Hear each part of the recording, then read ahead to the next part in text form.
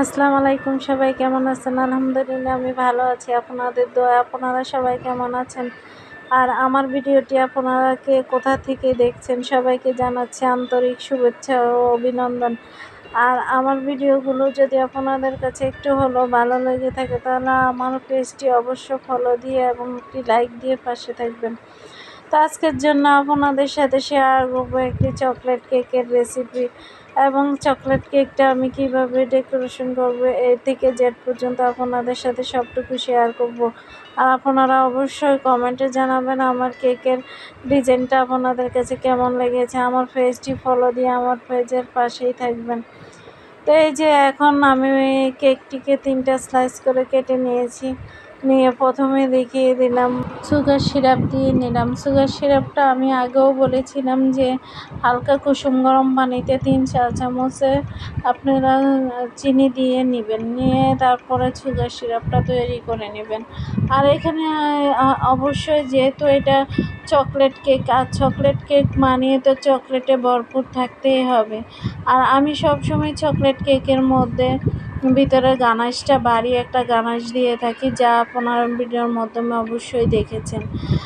এইভাবে আমি প্রত্যেকটা লেয়ারের মধ্যে সুগার সিরাপ এবং আমি দিয়ে দিলাম ভারী একটা গানাশ।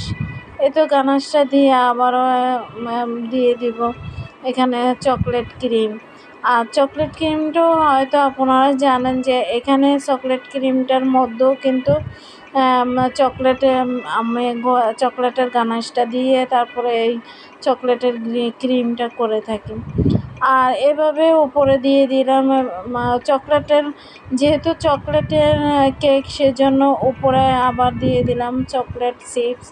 এভাবে আমি প্রত্যেক লেয়ারটা শেষ করে দিয়ে আমি ক্রাম কোটিং করে নেব।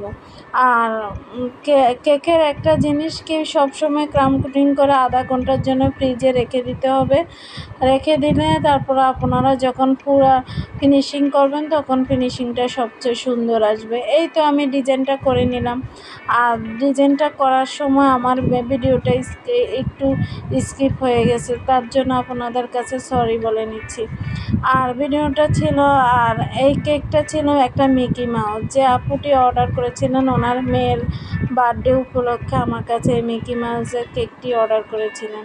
তা আপনাদের কাছে কেমন লেগেছে অবশ্যই আপনারা জানাবেন। আর আপনারা আমার যেহেতু আমার প্রিয় ভাই ও বোনেরা আমার পাশে থাকবেন, অবশ্যই আমার পেজটির পাশে থাকবেন।